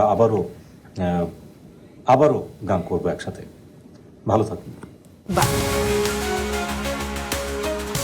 কেমন সারপ্রাইজ দিলাম! ইমোশনাল হয়ে গেছেন, খুব স্বাভাবিক। আজকে আমি কিন্তু আপনাকে একটু পরপর ইমোশনাল করতে চাই। হ্যাঁ, আমি আসলে একটু ইমোশনাল। কি বলবেন বাপ্পাদাকে নিয়ে এই মুহূর্তে?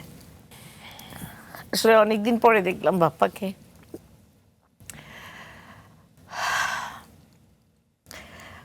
বাপ্পা অনেক ট্যালেন্টেড একজন মিউজিশিয়ান। বাপ্পার সাথে আমার আসলে এত বোঝাপড়া, মানে মুদ্রার এপিটোপিট আর কি, আমরা দুজনে, এটার তুলনা হয় না। আসলে এটার তুলনা আমি করতে পারবো না। তো জুটি তো হয় না, খুব রেয়ার বিষয়।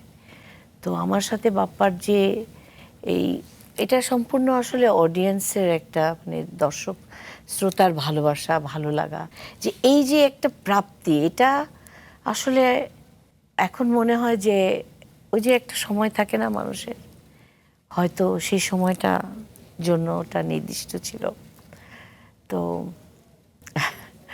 বাপ্পার আমি অনেক সুন্দর সময় কাটিয়েছি, অনেক ক্রিয়েশন, আমাদের সুন্দর সুন্দর ক্রিয়েশন হয়েছে। বাপ্পা আমার আসলে একটা বন্ধু ছিল। আমরা গান নিয়ে মানে আমাদের আসলে গান ছাড়া কিছু কোনো কথা বেশি হতো না, তবে জীবন বোধ নিয়ে আমরা কথা বলতাম। মানে ওর গিটারের একটা একটা হাত বোলানো মানে হচ্ছে একটা আমার একটা গান তৈরি হয়ে গেল। তো এই যে আমাদের যে কেমিস্ট্রিটা, এটাকে আমি আসলে খুব ইমোশনাল হয়ে গেলাম। আমি চাই বাপ্পা অনেক ভালো করুক, অনেক আরো গান করুক, মানুষের মনে এমনি বাপ্পাকে সবাই ভালোবাসে এবং আরো ওর গান হোক, এটাই আমার প্রত্যাশা। বাবা মায়ের গল্পে যাব। হ্যাঁ, বাবা শ্রদ্ধেয় মাহমুদুন নবী এবং মা শ্রদ্ধেয় রাশিদা চৌধুরী, তাদের ভালোবাসাময় সংসার আপনি দেখেছেন, সেটা কিভাবে আপনি আবিষ্কার করেছেন? তাদের যে সুসম্পর্ক, সুন্দর বন্ডিং। আমার বাবা মা হচ্ছে দুজনই শিল্পী। আমার বাবা যেমন উদাস, আমার মা তেমনি হচ্ছে একজন ঘরোয়া, ভীষণ ঘরোয়া মানুষ। আম্মা কিন্তু খুব সংসারী একটা মানুষ। মানে দুজনের কেমিস্ট্রিটা না কিরকম, যে খুব স্বাধীন, আবার একটা বেড়া জালে থাকা, দুজনের একটা কম্বিনেশন।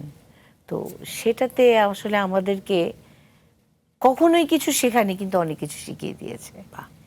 তো এইরকম একটা পরিবারই হওয়া উচিত, একদম তাই আমি মনে করি। বাবা মা ভাই বোনের প্রতি আপনার অসীম মায়া। হ্যাঁ, তাই কিন্তু আপনি এইচএসসি পাশ করার পর শান্তিনিকেতনে স্কলারশিপ পেয়েও যাননি। জানি কখনো কি এটা নিয়ে আফসোস হয়েছে? না, আমি যখন একটা ডিসিশন নিতে পারি তখন আমার নিজেরও খুব ভালো লাগে, আচ্ছা হালকা লাগে। আচ্ছা। অনেক অনেক ডিসিশনই মানে আমি যখনই নিতে পারি, আমি দেখলাম আমার খুব ইম্পর্টেন্ট কি শিখতে যাওয়াটা, গানটা। হ্যাঁ, ওটা তো আমার একটা স্বপ্ন, আমার ইচ্ছা।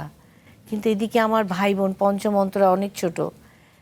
আমি আসলে এটাকে কি বলবো, কারো উপরে মানে নির্ভর করতে পারতাম না। আচ্ছা, আমার মনে হতো আমার ভয় লাগতো, আমার ভাই, আপনার থাকাটা জরুরি। আমার থাকাটা জরুরি, এটা আমার সবসময় মনে হতো।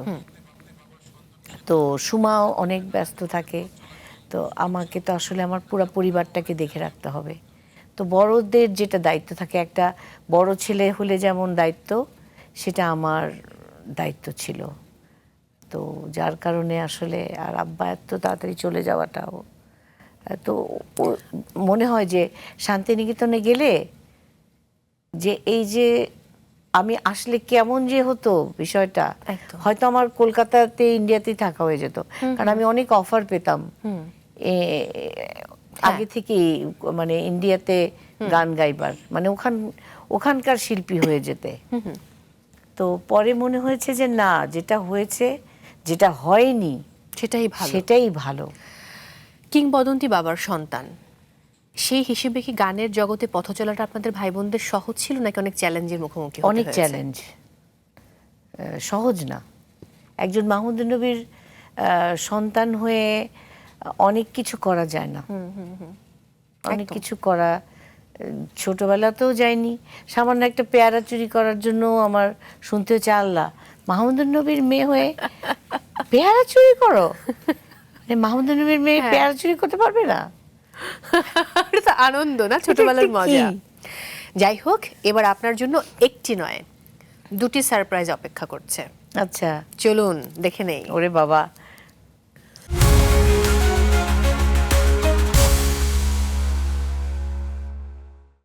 ফাহমিদা নবী ওরে বাবা, নামটি একটি ব্র্যান্ড।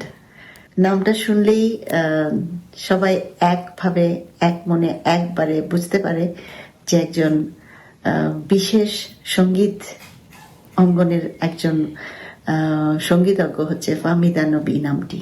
আমার বোন বলে একটু গর্বই হয়, এটা ঠিক। আর যদি আমি শিল্পী হিসাবে বলতে যাই, আমার আব্বার কথাটাই বলতে হবে, যে আমার আব্বা বলতো ফাহমিদা মানে নুমার গলাটা হচ্ছে একেবারে মাখনের মতো, আরে বাহ, একদম এত সুন্দর করে চলে যায় এবং এত সুন্দর করে নামে, যে একদম মাখন যেভাবে, সেরকম গানের ব্যাপারে, সঙ্গীতের ব্যাপারে যে তার ধ্যান ধারণা, দর্শন এবং জীবনের সম্বন্ধে তার যে দর্শন, সবকিছুই কিন্তু তাকে অনেক বেশি অন্য মাত্রায় নিয়ে যাচ্ছে দিনকে দিন। বোন হিসাবে সে অন্যরকম বাসায়, তবে খুবই সরল সহজ একটা মানুষ, এবং আমাদের বাচ্চারা এবং সবাই তার খুবই মানে কি বলবো, ফ্যান তো অবশ্যই। এবং বাসায় ফাহমিদার কথাই সবাই মানে আমরা শুনি। আর খুবই হাসি খুশি একটা মানুষ, যে থাকলে সবার পরিবেশটাই হাসি খুশি হয়ে যায় আর কি। খুবই পজিটিভ মানুষ। তো আমি ফাহমিদার অর্থাৎ নুমার দীর্ঘ সুস্থতা, দীর্ঘায়ু কামনা করছি। সারা বিশ্বে ফাহমিদার যে সুনাম ছড়িয়েছে, এবং সে তার নিজের এবং তার বাবার অর্থাৎ আমাদের বাবার মাহমুদুর নবীর সুনাম যেভাবে ছড়িয়ে দিচ্ছে, আরো বেশি করে সেটা ছড়িয়ে যাক। আল্লাহ তাকে নেক হায়াত দান করুক এবং আল্লাহ তাকে অনেক দূর এগিয়ে যাওয়ার সুযোগ করে দিন। আরো আছে।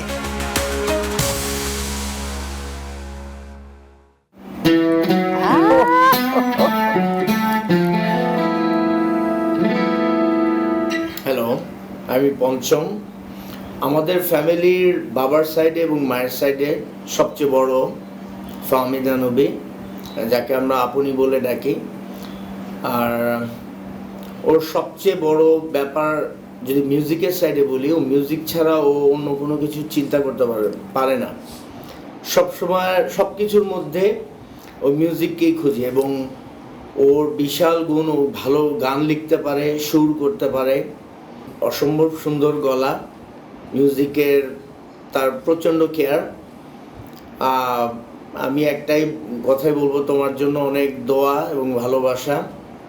দোয়া করি তুমি আরো অনেক উপরে যাও মিউজিক নিয়ে। Thank you. বাহ,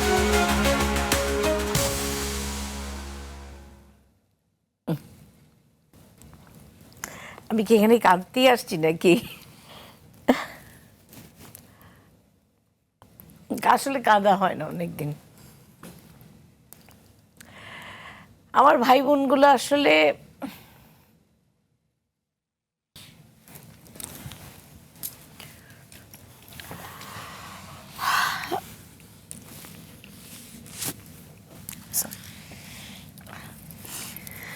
বস বস।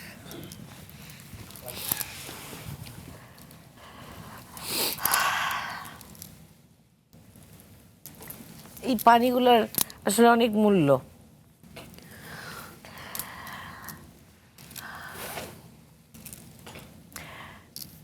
সুমা তো আসলে বাংলাদেশের মানে সামিনা চৌধুরী একজনই, আর কেউ হতে পারবে কিনা আমি জানি না। আসলে ওর কণ্ঠ, ওর জীবন, ওর সংগ্রাম সব কিছু মিলিয়ে একটা মানুষ কিন্তু শুধু একদিনই শিল্পী হয়ে উঠতে পারে না।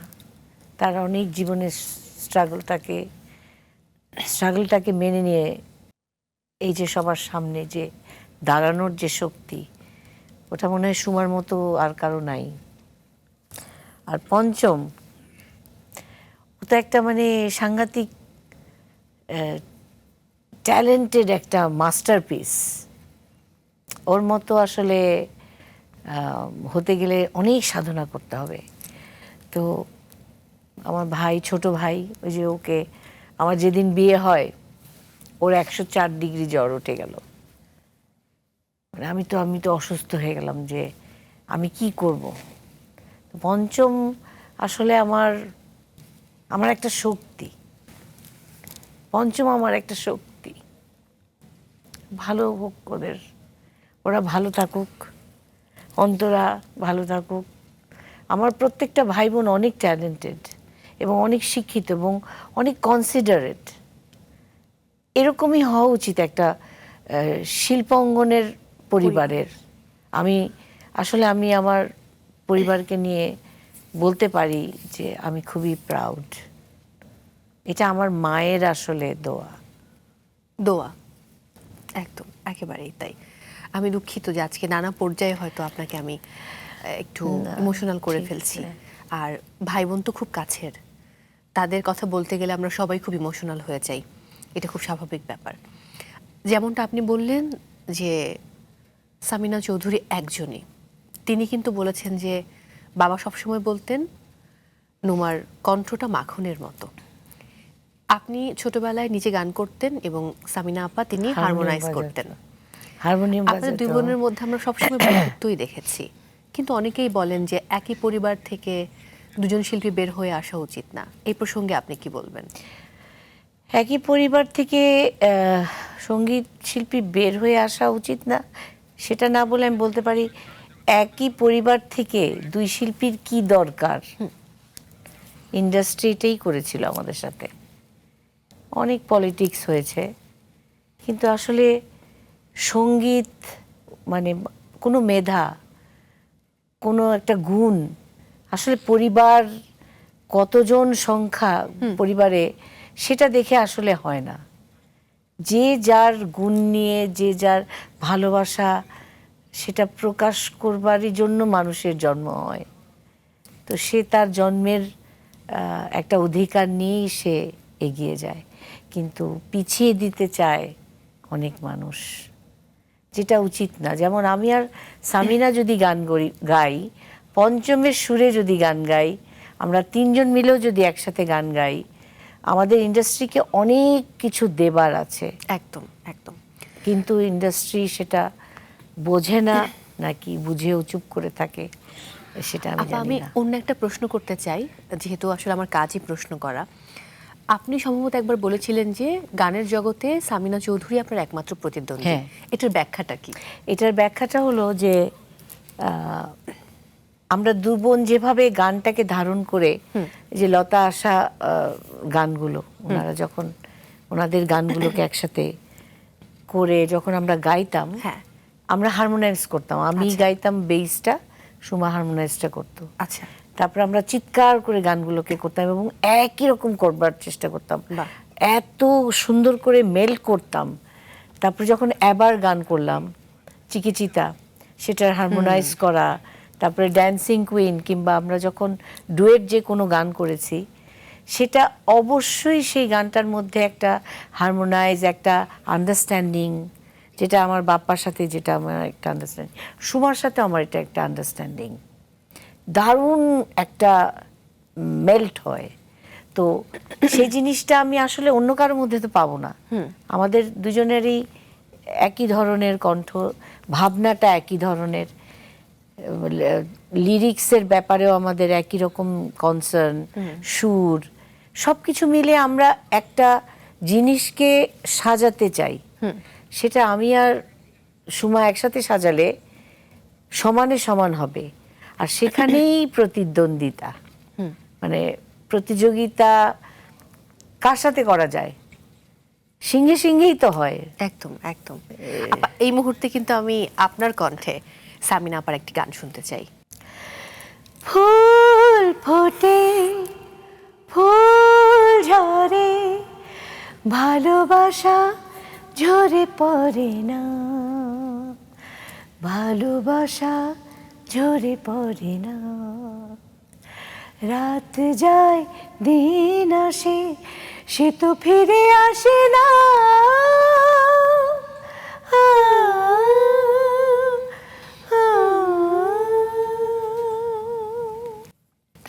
Thank you. অসম্ভব ভালো লাগার গান, এবং সামিনা আপার এই গানটি যে কি পরিমাণ প্রিয় আমার আমি বোঝাতে পারবো না। বাট এই মুহূর্তে আপনার জন্য আজকের সর্বশেষ সারপ্রাইজ। আচ্ছা, চলুন। কি যে আবার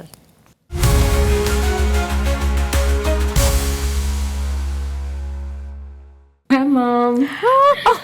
I miss you. I just wanted to say, like, amo ami kimakini onek proud. You are my rock, my everything, my world, my strength. I do everything for you, and I know you do everything for me. The bond is so strong, mashallah, and I'm just so glad to Allah that I have you as my mom. And তুমি এখন গানের সাথে সাথে author হয়ে গেছো। I am so proud of that. মানুষকে তুমি এত ইন্সপায়ার করো, তুমি আমাকে ইন্সপায়ার করো। I don't need to see anywhere else, I can just see you, because তুমি এত বড় একটা mentor, একটা inspiration. তুমি after 12 years you came back at the industry and built this entire legacy again. You started singing again. So not everyone can do that, Mom. You're a fighter, you're courageous, you're kind, and that's your biggest strength. A combination that's very rare, to be humble, kind, but at the same time, to me, as a mom, you're the world's best, coolest mom. তুমি কখনো আমাকে, you know, you raised me like a warrior. You've raised me to be kind, humble to people. I hope তুমি বাংলাদেশকে আরো সুন্দর সুন্দর গান দাও, and I love you.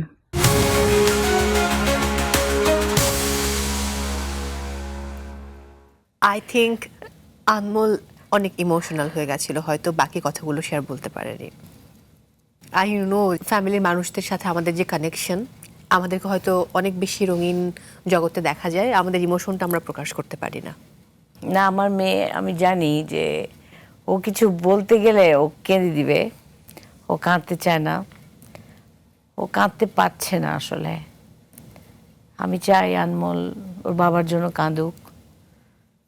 আমাদের যে স্ট্রাগলটা এখনো চলছে, বললাম না যে কিছু শূন্যতা অনেক বিপদে ফেলে দিয়ে যায়। তো আমার মেয়েটা অনেকটা লক্ষ্মী মেয়ে। I am so proud of her. আমি ছোটোবেলায় যখন ওর জন্ম হলো তখনই আমি বললাম কি যে আমি আমার মেয়েকে রেসপেক্ট করি। আসলেই একটা সন্তানকে যদি বাবা মা রেসপেক্ট না করতে পারে তাহলে সেই সন্তানটা না কখনো বড় হয়ে সেই সম্মানটা ফিরিয়ে দিতে পারে না। একদম। তো প্রত্যেকের জন্য প্রত্যেকের সম্মানটা খুব জরুরি। এবং আজকে সব কিছুর জন্য যে আমি যে জায়গায় দাঁড়িয়ে আছি বা আমার পরিবার, আমার ভাই বোনরা যেখানে দাঁড়িয়ে আছে, সেটা হলো আমার মা। আমার মাই আমাদেরকে সব শিখিয়েছে, প্রত্যেকটা বিষয়। এবং প্রত্যেকটা বিষয়ে একটা বট গাছ থাকে না, সেটা হচ্ছে আমার মা। এই বট গাছ থেকে কীভাবে যে সব কিছু পড়ে। তো আমার মেয়েটা, ও কিন্তু একটা বট গাছ হয়ে উঠছে, আমি বুঝতে পারি। একদম। এত কিছুর পরে এই মুহূর্তে আমি একটা ছোট্ট বিরতিতে যাব, তারপর ফিরছি। প্রিয় দর্শক, সময় হয়েছে আরও একটি বিরতি নেবার। আপনারা দেখছেন মেরিল সিরাম সোপবার নিবেদিত স্টার নাইট। ফিরছি এক্ষুনি, সাথেই থাকুন।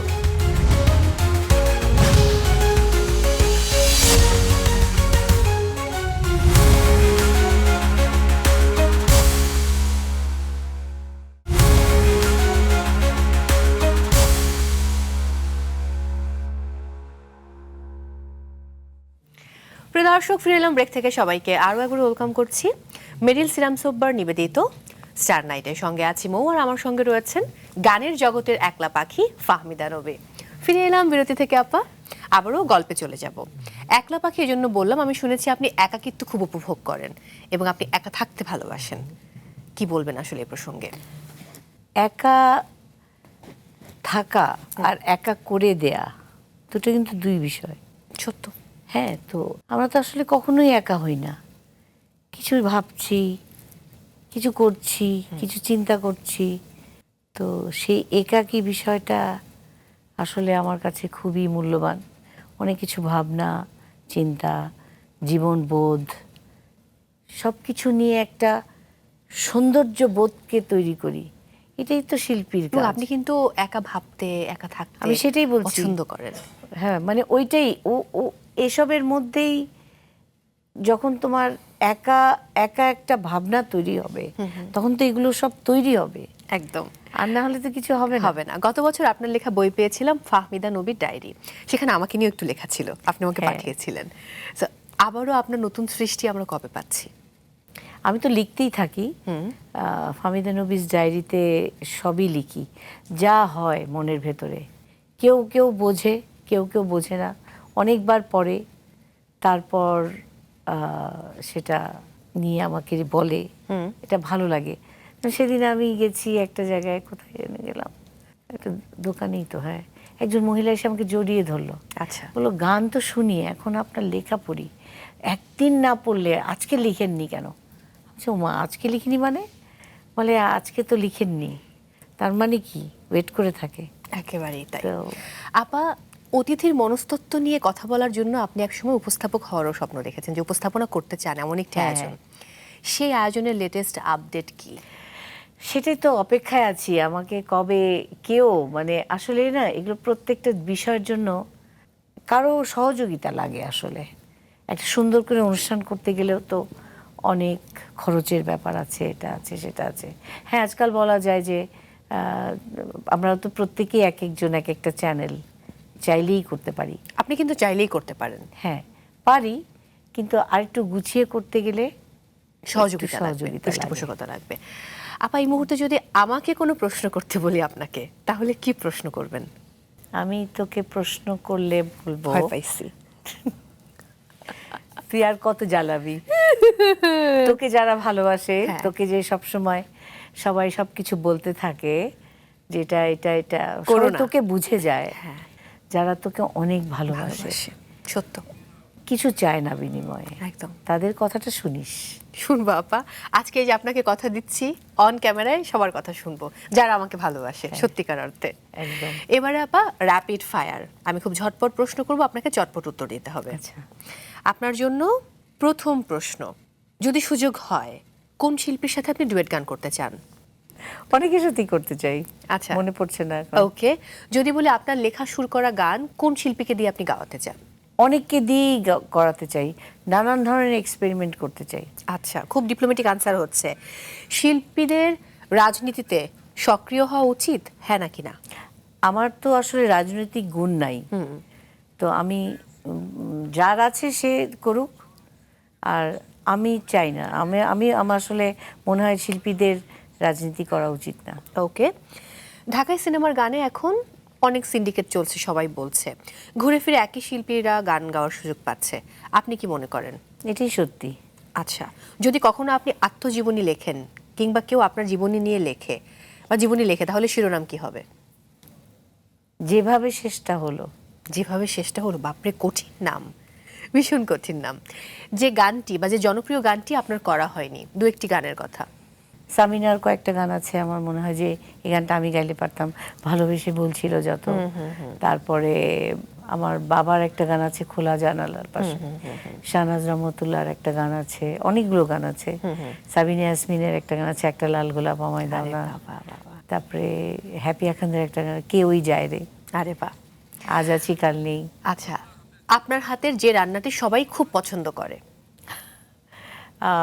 আমার ভাই বোনরা বা আমাদের বাসায় যারাই আসে, আমার সব রান্নাই পছন্দ করে, তবে আমি যে কোনটা ভালো রাঁধি আমি গিয়ে টেস্ট করব, আসছি আগামী সানডে। যাই হোক, হ্যাঁ। ভ্রমণের জন্য আপনার কোন জায়গা সবচেয়ে প্রিয়? সব জায়গায় আমার প্রিয়, আমি যখন যেখানে যাই। বাট পাহাড় নাকি সমুদ্র? ও, পাহাড় সমুদ্রের একদমই আলাদা করা যাবে না। ওহ। যেখানেই পাহাড় আছে সেখানেই তো সমুদ্র, আচ্ছা, আর আকাশ তো আছেই। সঙ্গীত জীবন থেকে পাওয়া সবচেয়ে বড় শিক্ষা? তুমি নিজেকে আসলে সবসময় জাগ্রত রাখো এবং সিচুয়েশনকে হ্যান্ডেল করো। সর্বশেষ যে বইটি পড়েছেন? সর্বশেষ যে বইটা, আমার মেয়ে আমাকে একটা বই দিয়েছে। আচ্ছা। ও খুব বই পড়ে, একটা কি যেন নামটা আমার এই মুহূর্তে মনে পড়ছে। আচ্ছা, সর্বশেষ যে গানটি শুনে আপনি মুগ্ধ হয়েছেন? বড়াই করে।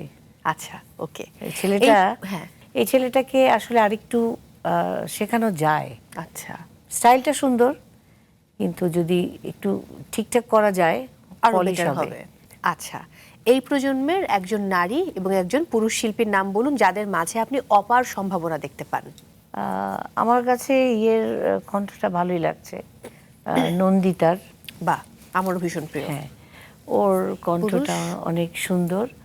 ছেলেদের মধ্যে অনেকেই তো ভালো গায়, কিন্তু খুব ভেতর থেকে আমার একজনের গান খুব ভালো লাগে, আমি একটু আজকে কখনো বলা হয়নি। আচ্ছা আচ্ছা, বলুন। শিরোনামহীনে একজন আছে না, তুহিন। হ্যাঁ, তুহিন ভাই।